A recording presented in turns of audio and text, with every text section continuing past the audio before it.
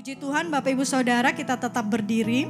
Kita akan sama-sama mempraktekkan mega project karakter Kristus hari Minggu. Bapak Ibu bisa mengikuti saya. Mega project karakter Kristus hari Minggu. Mega project karakter Kristus hari Minggu. Rendah hati. Rendah hati. Merendahkan diri. Merendahkan diri. Pengabdian. Pengabdian. Kekudusan. Kekudusan. Sekali lagi, rendah hati. Rendah hati. Merendahkan diri. Merendahkan diri. Pengabdian. Pengabdian. Kekudusan. Kekudusan. Silakan duduk kembali. Saudara yang dikasihi oleh Tuhan, kita terus memperkatakan mega project karakter Kristus. Supaya ini boleh menjadi pengingat untuk kita bahwa apakah mega project karakter Kristus itu sudah kita lakukan di dalam kehidupan kita setiap hari. Saudara yang dikasihi oleh Tuhan, kita di dalam gereja sudah 2 bulan ini kita masuk di dalam tema tentang keluarga. Saya percaya bahwa ada sesuatu yang besar yang Tuhan ingin supaya terjadi di dalam keluarga. Karena keluarga adalah lembaga yang pertama kali didirikan oleh Tuhan. Saudara yang dikasihi oleh Tuhan, pagi hari ini kita akan sama-sama belajar firman Tuhan dengan tema membangun keluarga yang berkarakter Kristus. Kalau kita lihat saudara bahwa pada saat kita ada di dalam dunia, mulai kita lahir, kita kecil, bahwa yang mendidik kita, yang membentuk karakter itu, lingkungan pertamanya adalah keluarga. Pada saat kita mulai mengerti, kita mulai belajar bicara, kita mulai belajar untuk berinteraksi dengan orang lain. Semua itu kita terima di dalam keluarga. Oleh karena itu keluarga menjadi tempat yang penting. Di mana setiap kita di dalam keluarga membentuk keluarga kita menjadi keluarga yang berkarakter Kristus. Supaya anak-anak kita, supaya pasangan hidup kita, supaya orang-orang yang ada di dalam kediaman kita, dalam lingkungan kita, itu bisa memiliki karakter Kristus. Saudara yang dikasihi oleh Tuhan, kalau kita tumbuh di keluarga yang egois, yang tidak peduli satu dengan yang lain, keluarga yang mulai dari bangun pagi sampai dengan malam hari, mungkin selalu ada peperangan di dalamnya. Saya percaya bahwa anak-anak kita atau orang-orang yang tumbuh di dalam rumah tersebut, dalam keluarga tersebut, pada saat dia ada di luar, sulit untuk bisa mengasihi. Karena karakternya sudah terbentuk di dalam keluarga. Begitupun sebaliknya, pada saat kita ada di dalam keluarga yang dipenuhi dengan kasih Tuhan, yang selalu mengasihi satu dengan yang lain, cenderung yang terjadi adalah saat kita berjumpa dengan orang, saat kita berinteraksi di luar sana, kita akan selalu berusaha untuk mempraktekkan kasih lewat hidup kita. Saudara yang dikasihi oleh Tuhan, hari ini kita akan belajar supaya kita tidak hanya berubah di luar sana atau menampilkan sesuatu yang luar biasa di luar sana, tetapi kita memulai sesuatu yang besar dari dalam keluarga kita, supaya keluarga kita ini bisa menjadi terang bagi orang lain. Karena yang terjadi saudara yang dikasihi Tuhan hari-hari ini, ada orang yang membangun hidupnya luar biasa di luar. Tetapi tanpa disadari keluarganya sedang ada di dalam kehancuran. Sehingga sekalipun dia melayani Tuhan dengan luar biasa di luar, yang terjadi adalah anak-anaknya tidak hidup takut akan Tuhan. Istrinya, pasangannya, suaminya tidak hidup rukun. Sehingga akhirnya justru yang terjadi hanya kehancuran dan perpecahan di dalam keluarga. Oleh karena itu saudara yang perlu kita ingat bahwa keluarga yang berkarakter Kristus tidak hanya menjadi tempat yang nyaman untuk orang-orang di dalamnya. Tetapi keluarga yang berkarakter Kristus harus menjadi terang dan kesaksian bagi lingkungan sekitarnya. Saudara yang dikasihi oleh Tuhan, kita akan belajar 3 hal penting dalam membangun keluarga yang berkarakter Kristus. Yang pertama, milikilah iman yang hidup. Saudara kita semua mungkin kalau kita lihat bahwa ada banyak dari kita yang lahirnya sudah Kristen. Bahkan sampai dengan hari ini kita menjadi orang-orang percaya. Tetapi kalau kita mau supaya keluarga kita ini bisa berdampak, keluarga ini bisa terbangun sesuai kebenaran, maka jangan cukup hanya menjadi orang Kristen dan orang yang percaya kepada Tuhan. Tetapi iman yang kita miliki, kepercayaan yang kita miliki terhadap Tuhan, haruslah kita hidupi dalam tingkah laku kita sehari-hari. Sehingga kita tidak hanya memiliki iman tanpa perbuatan. Karena sesungguhnya firman Tuhan berkata bahwa iman tanpa perbuatan adalah mati. Kita percaya kepada Tuhan, kita orang Kristen. Tetapi di rumah kita tidak pernah menunjukkan kepercayaan kita kepada Tuhan. Kita tidak pernah bersikap menghormati Tuhan. Kita tidak pernah lari ke Tuhan kalau ada masalah. Pembicaraan kita hanya keluh kesah, hanya ketakutan, hanya kekhawatiran. Maka yang sementara kita lakukan adalah kita tidak menunjukkan iman yang hidup itu kepada anggota keluarga kita. Saudara yang dikasihi oleh Tuhan, saya lahir dari keluarga Kristen. Mama papa saya orang yang melayani Tuhan. Melayani Tuhan mereka, mama saya seorang penatua, papa saya walaupun tidak menjadi penatua, tapi papa saya aktif di dalam gereja. Bahkan setiap pagi kami melihat mama papa kami berdoa, baca Alkitab. Tetapi satu yang kurang, kami tidak pernah dididik untuk terlibat melakukan apa yang mereka lakukan. Kami hanya tahu bahwa orang tua kami adalah orang tua yang takut Tuhan, orang tua yang selalu berdoa, orang tua yang selalu membaca firman Tuhan setiap pagi. Tetapi kami tidak dididik dan diajar dengan baik, supaya pada waktu kami bangun kami pun berjumpa dengan Tuhan.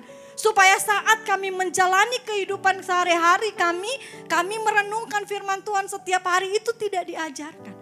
Sehingga akhirnya kami masing-masing harus perlu lagi mencari Tuhan dan berjumpa dengan Tuhan. Saudara yang dikasihi oleh Tuhan, sepintas kita lihat, wah orang tua saya luar biasa dekat dengan Tuhan. Tetapi tidak ada buah yang maksimal. Saya katakan Bapak Ibu, ini kesaksian hidup saya, keluarga saya. Kenapa? Karena dari kami 5 bersaudara, itu cuman saya yang kenal Tuhan dan melayani Tuhan. Sisa 4-nya kemana?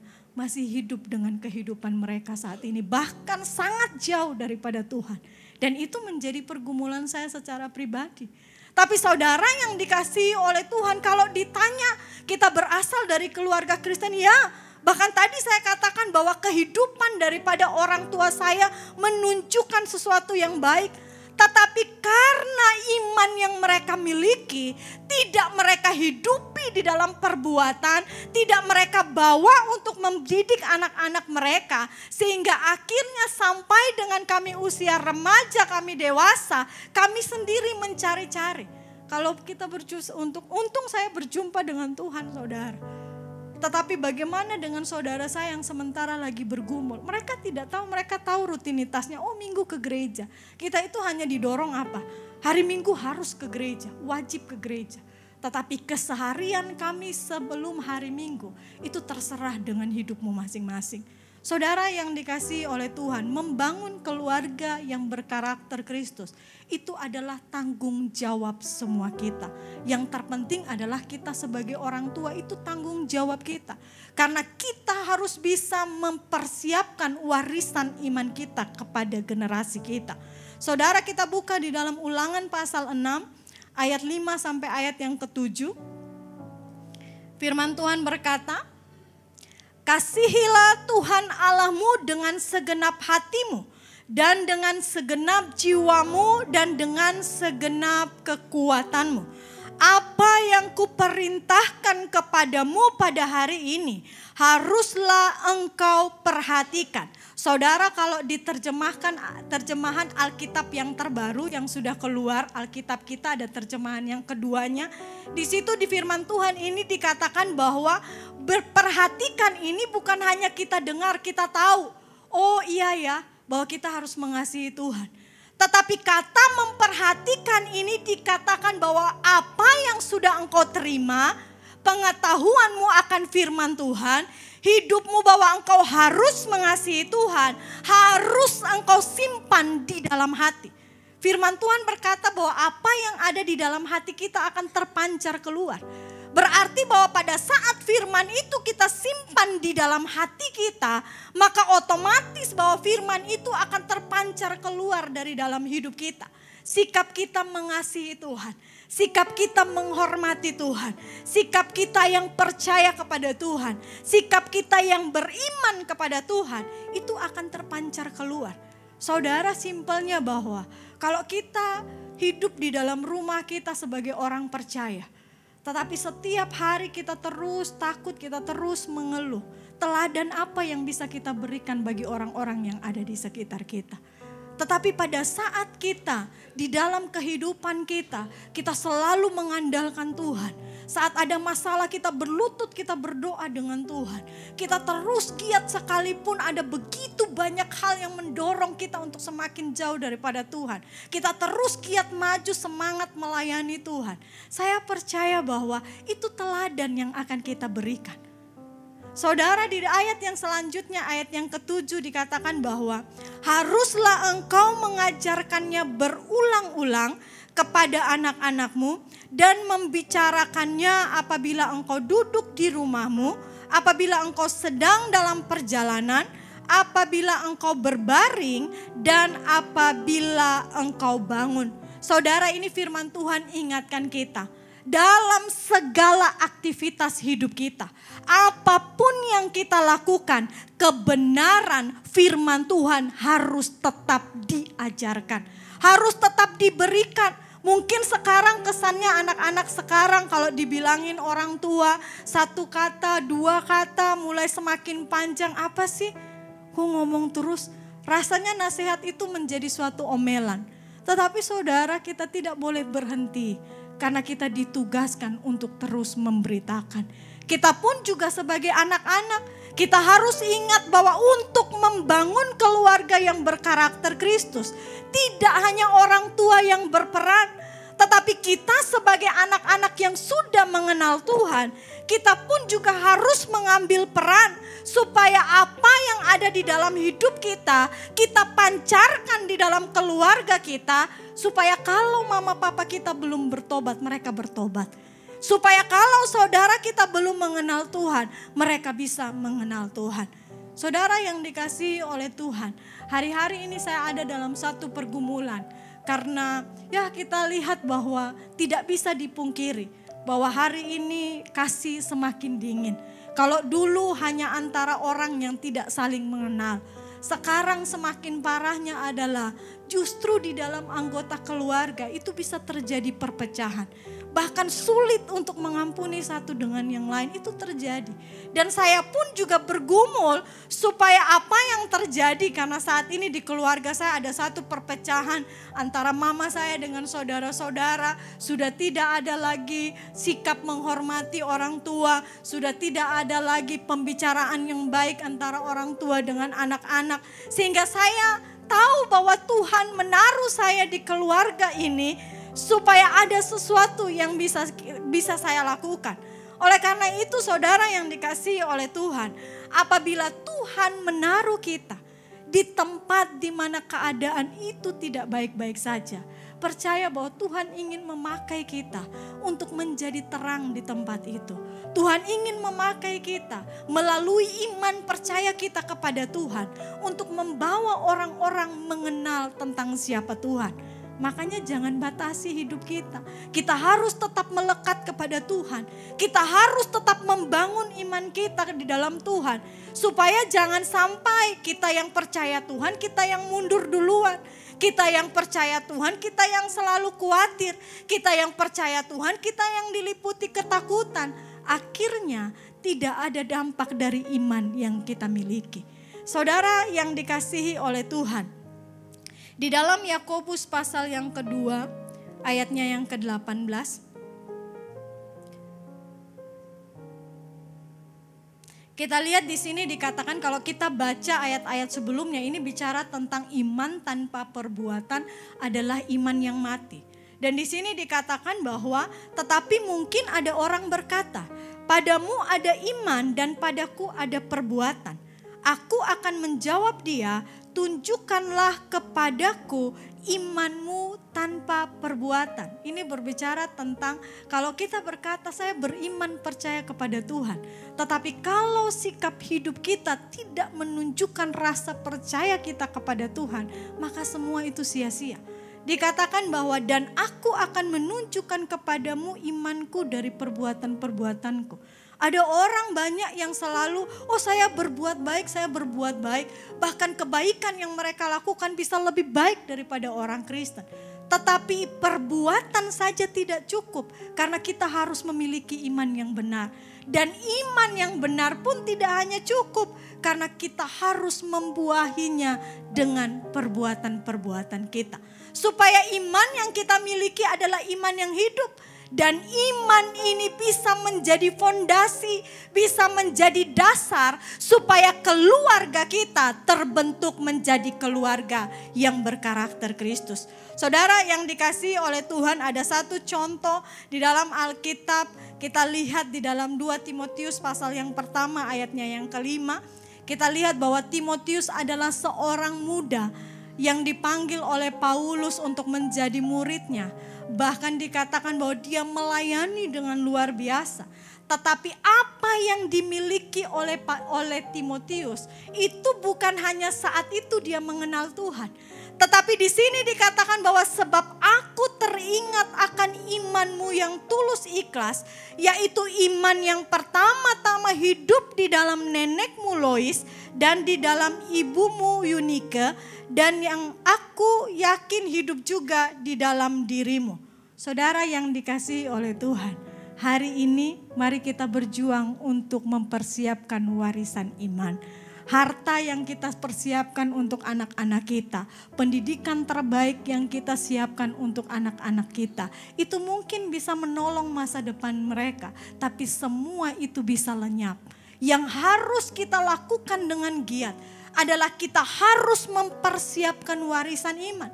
Supaya pada waktu mereka ada di dalam situasi yang tidak mereka bisa selesaikan dengan uang, yang tidak mereka bisa selesaikan dengan kepintaran mereka, mereka tahu dan mereka sadar bahwa satu-satulah yang bisa menolong mereka hanya apa yang diberikan oleh orang tua mereka, yaitu warisan iman. Saudara, kita lihat di dalam 2 Timotius 3 ayat 15.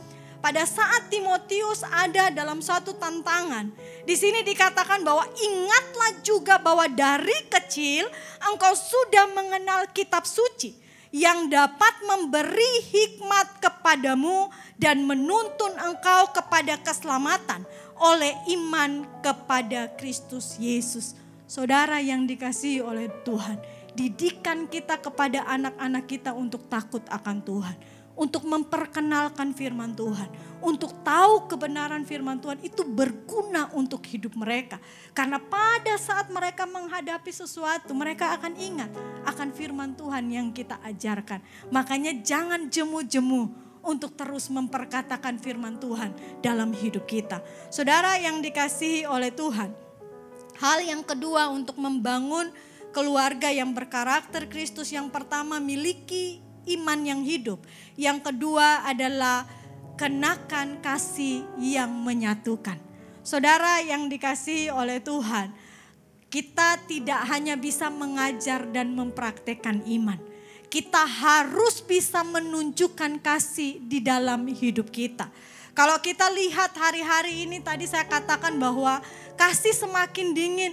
Ada orang tua yang bisa memutuskan hubungan antara orang tua dengan anak.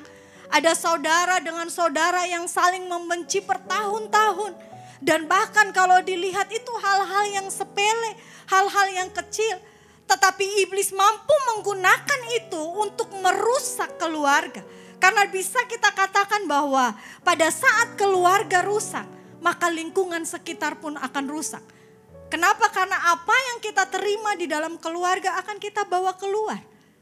Saudara yang dikasihi oleh Tuhan, di dalam Kolose 3 ayat yang ke-14 dikatakan bahwa dan di atas semuanya itu kenakanlah kasih sebagai pengikat yang mempersatukan dan menyempurnakan. Kalau kita lihat di ayat sebelumnya, dikatakan bahwa kita harus memiliki karakter rendah hati, kita harus menguasai diri, kita harus lemah lembut dan lain sebagainya. Tetapi dikatakan bahwa di atas semua karakter itu harus ada kasih. Supaya apa? Kita tidak jemu-jemu untuk mengasihi mereka. Kenapa? Karena dalam perjalanan kita, saudara, kita tidak bisa memungkiri bahwa terkadang kita sudah mengasihi orang, tetapi orang itu justru lebih banyak melakukan sesuatu yang menyakiti kita. Tetapi kita diajar, diingatkan supaya kalau kita mau keluarga kita menjadi keluarga yang berkarakter Kristus, maka kasih harus ada di dalamnya. Kasih seperti apa Bapak Ibu? Bukan kasih yang dunia berikan. Bukan kasih seperti ya karena kita sekeluarga ya saya mengasihi orang tua mengasihi saya. Tidak cukup hanya dengan kasih yang demikian. Karena pada waktu seseorang tidak melakukan seperti apa yang kita inginkan, cenderung kita kecewa, cenderung kita sakit hati. Makanya kasih di sini menggambarkan kasih Yesus, kasih agape. Di mana apa yang kita lakukan, kasih yang kita berikan tidak menuntut untuk orang membalas. Sehingga pada waktu orang tua kita, pada waktu anak-anak kita, pada waktu saudara kita tidak memiliki sikap seperti yang kita inginkan atau tidak menyenangkan hati kita, kita tetap mengasihi. Kita tetap mengampuni. Saudara, dikatakan di ayat yang ke-13, sabarlah kamu seorang terhadap yang lain dan ampunilah seorang akan yang lain. Apabila yang seorang menaruh dendam terhadap yang lain, sama seperti Tuhan telah mengampuni kamu, kamu perbuatlah juga demikian. Saudara yang dikasihi oleh Tuhan, kita semua bisa melihat hari-hari ini yang terjadi di dalam lingkungan keluarga. Ada anak-anak yang menganiaya orang tua, ada orang tua yang menganiaya anak-anak. Ada juga saudara dengan saudara yang tidak bicara bertahun-tahun. Kenapa? Sakitnya sudah terlalu dalam. Dia begitu melukai hati saya. Saudara, Tuhan ingatkan bahwa pada saat engkau mengalami yang demikian, engkau tidak hanya memikirkan, oh saya mengampuni, tunggu saya pikir dulu. Apa ya hal baik yang dia lakukan buat saya? Terus dipikir-pikir, wah gak ada yang baik yang dia lakukan untuk saya terus yang lakukan yang baik. Pada saat engkau sampai di titik yang demikian, firman Tuhan mengingatkan, engkau cukup mengingat kasih Tuhan di dalam hidupmu. Berapa banyak kali Tuhan mengampuni kita, berapa banyak kali Tuhan kembali menerima kita, berapa besar kasih yang Tuhan berikan kepada kita sekalipun berulang kali kita menyakiti Tuhan. Kita harus mempraktekkan itu di dalam keluarga kita. Supaya apa? Kita bisa mempertahankan keluarga kita. Hari ini hati-hati orang semakin sensitif Bapak Ibu. Jadi baru disentil sedikit, oh sudah cukup gak mau bicara. Suami istri pun juga disentil sedikit, cukup selesai bercerai dan lain sebagainya. Saudara, saya mau mengatakan bahwa kasih agape, kasih Tuhan harus ada di dalam keluarga kita. Kita sebagai suami istri, kita sebagai anak, sebagai orang tua. Kasih ini harus kita kenakan. Bukan kita punyai tapi kita kenakan. Contohnya kita punya baju, Bapak Ibu, kita punya baju yang banyak. Kita hanya punya kalau kita simpan di dalam lemari. Ditanya punya. Tetapi selama kita tidak mengenakan, orang lain tidak akan melihat baju yang kita punya. Oleh karena itu kita bisa bilang saya punya kasih Tuhan. Tetapi kasih itu harus kita kenakan supaya orang melihat kasih yang kita kenakan dan orang bisa diberkati dengan kasih yang kita kenakan. Saudara yang dikasihi oleh Tuhan, tadi saya katakan bahwa dalam keluarga saya ada satu pergumulan ini. Dan ini sudah sering terjadi dan terjadinya bertahun-tahun. Beberapa waktu yang lalu saya juga punya seorang kakak yang tidak langsung, tetapi dia WA saya terus dia bilang begini, Yuni mari kita berdoa. Supaya di keluarga besar kita ini tidak ada lagi perpecahan. Karena dia juga seorang hamba Tuhan. Dan di situ saya seperti ditegur oleh Tuhan mulai dari tema kemarin. Kalau yang kemarin rasanya ya saya berdoa, saya juga ngomong sama mama saya atau ngomong sama kakak-kakak saya itu biasa saja. Tetapi saudara, hari ini Tuhan memberi sesuatu di dalam hati saya supaya saya lebih giat lagi. Tetapi saya tahu saya terbatas, saya seorang adik, saya seorang anak. Saya tidak bisa dengan tidak hormatnya datang menggurui mama saya ataupun berkata sesuatu kepada kakak saya. Tetapi saya harus berdiri sebagai seorang hamba Tuhan, di mana saya tahu bahwa teladan yang saya berikan itu akan mampu untuk mengubahkan mereka. Sehingga sekalipun mereka lagi cekcok dengan luar biasanya, saya telepon, saya bicara, saya tetap mengatakan hal-hal yang baik. Sekalipun dari mama saya, oh ini yang salah, itu yang salah. Harusnya kesannya ya kita sebagai anak, ya belainlah mamanya orang yang situ yang salah. Tapi saya berusaha untuk menempatkan diri di tengah. Kenapa? Karena kita harus bisa memperdamaikan. Karena kita sebagai anak-anak Tuhan diutus untuk bisa membawa damai. Sehingga jangan sampai keadaan yang demikian, kehadiran kita justru memihak dan menghancurkan. Saudara yang dikasihi oleh Tuhan, ini pergumulan yang besar. Karena sudah ada kata-kata yang tidak benar yang mulai keluar. Sudah ada sumpah-sumpah, sudah ada hal-hal yang sangat luar biasa yang dikeluar dengan tidak sadar.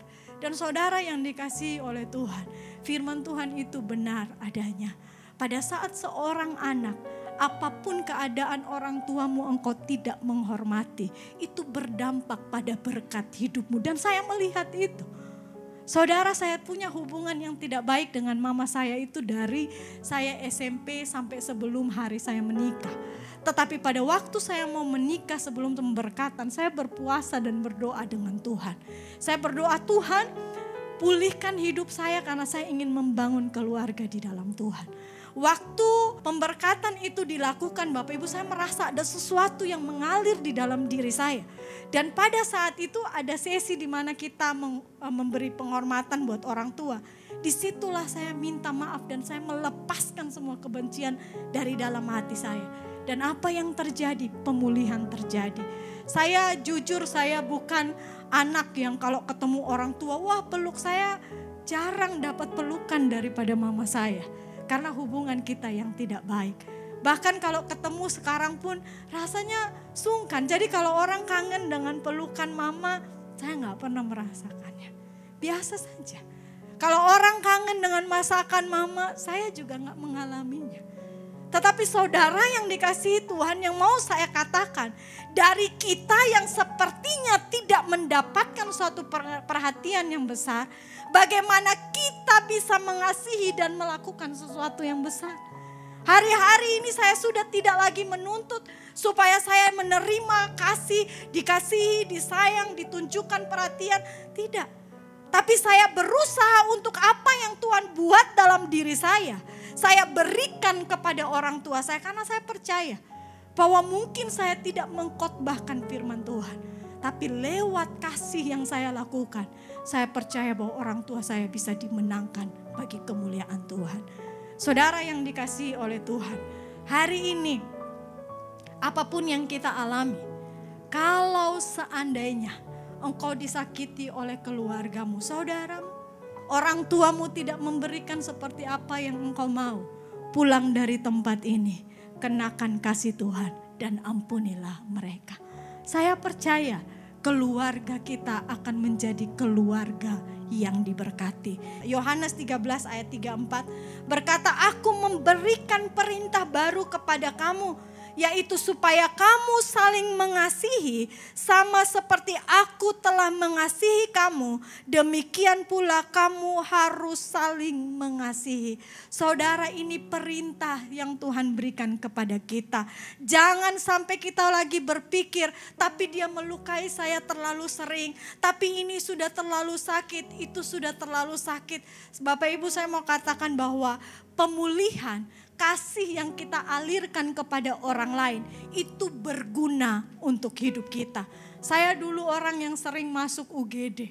Langganan 1 bulan bisa 2-3 kali. Bahkan saya ada di Batam, saya sekolah terlalu sering saya masuk keluar. Suatu hari saya capek. Karena saya berpikir saya melayani Tuhan kok saya sakit terus. Saya datang kepada Pak Hengki waktu itu, gembala kita yang ada di Batam. Waktu itu datang saya ngomong, Bapak kenapa saya sakit? Bapak tidak doakan saya. Saya sakit sudah lama loh, bagaimana? Terus Pak Hengki ini cuma lewat dan berkata kepada saya, lihat ke dalam hatimu. Saudara, hari saya mau menikah, Tuhan bicara di dalam hati saya bahwa pengampunan harus engkau lepaskan supaya hidupmu dipulihkan. Sampai hari ini mujizat saudara, saya katakan, saya tidak pernah masuk UGD. Tidak pernah. Saya, Bapak Ibu suami saya bisa kesaksian dan juga orang bisa melihat. Saya cuma masuk rumah sakit karena saya melahirkan. Tetapi sisa daripada itu saya tidak pernah sakit. Jadi kalau Bapak Ibu tanya kok bisa saya sembuh dengan luar biasa.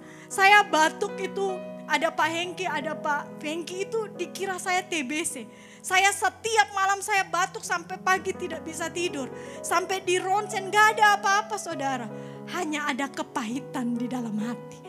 Makanya saya katakan kepada saudara, kalau keluargamu mau dipulihkan, terutama kalau hidupmu mau dipulihkan, lepaskan pengampunan. Biarkan kasih Tuhan mengalir di dalam hidupmu. Saudara percayalah, saya juga percaya bahwa seberat apapun keadaan yang dialami keluarga saya hari ini, perpecahan ini sepintas tidak mungkin baik-baik saja. Tetapi saya percaya kita sebagai anak Tuhan, kita ada terangnya. Tidak perlu mulut kita terus berkata-kata. Lakukan dan tunjukkan itu lewat teladan hidup. Saya percaya Tuhan akan mengubahkan. Dan keluarga kita akan diberkati menjadi keluarga yang berkarakter Kristus. Saudara, kalau keluarga kita menjadi keluarga yang berkarakter Kristus, dunia akan diubahkan. Saudara yang dikasihi oleh Tuhan, secara cepat saya katakan yang ketiga. Membangun keluarga yang berkarakter Kristus. Yang pertama, miliki iman yang hidup. Yang kedua, kenakan kasih yang menyatukan. Dan yang ketiga adalah menjadi keluarga yang memberkati. Ulangan 6 ayat 8 sampai ayat yang ke-9. Ulangan 6 ayat 8 sampai ayat yang ke-9. Firman Tuhan berkata, haruslah juga engkau mengikatnya sebagai tanda pada tanganmu, dan haruslah itu menjadi lambang di dahimu, dan haruslah engkau menuliskannya pada tiang pintu rumahmu dan pada pintu gerbangmu. Saudara, keluarga kita harus bisa menjadi berkat bagi orang lain. Saat keluarga kita ada iman yang hidup, saat keluarga kita ada kasih Tuhan di dalamnya, maka orang yang melihat keluarga kita akan melihat Tuhan. Orang akan mengenal siapa Tuhan. Orang akan datang menghampiri Tuhan. Sehingga kita tidak hanya diberkati, tetapi kita mampu untuk menjadi berkat. Hari ini jangan puas dengan hidup keluarga kita yang aman dan tenang. Hari ini jangan puas dengan keluarga kita yang berlimpah-limpah dengan harta. Tetapi hari ini tenangkan hatimu di hadapan Tuhan. Engkau lihat kembali apa yang sudah engkau lakukan di dalam hidupmu, dalam keluargamu. Kalau hari ini masih ada kekurangan, kalau hari ini keluargamu belum bisa menjadi berkat, maka itu tanggung jawab kita. Kita perbaiki diri kita supaya akhirnya hidup kita ini bisa menjadi terang. Dan di sini dikatakan bahwa itu tertulis di pada tiang-tiang pintu rumah kita dan pada pintu gerbang kita. Saudara, kalau kita lewati sebuah rumah yang kita lihat pagarnya, pintu gerbangnya.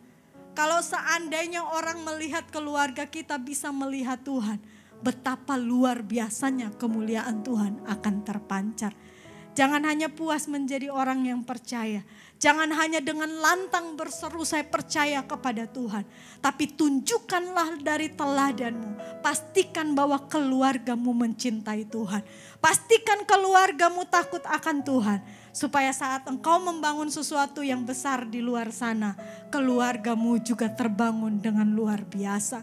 Kenapa? Karena kegagalan orang percaya adalah menjadi berkat di luar, namun menjadi kehancuran di dalam rumahnya sendiri. Hari ini itu jangan terjadi di dalam kita. Cukup kita memperbaiki karakter kita di dalam keluarga. Karena saya percaya saat kita keluar, maka apa yang kita terima di dalam keluarga itu pun akan menjadi berkat bagi banyak orang. Saudara yang dikasihi oleh Tuhan, sebagai penutup dalam Mazmur 128 ayat 3 dan 4, saya bacakan saja tidak perlu dibuka. Dikatakan bahwa orang-orang keluarga-keluarga yang takut akan Tuhan. Istrinya akan seperti pokok anggur yang subur. Dan anak-anaknya seperti tunas zaitun. Kita akan diberkati. Dan hidup kita akan menjadi berkat. Amin. Saya jemput kita semua bangkit berdiri.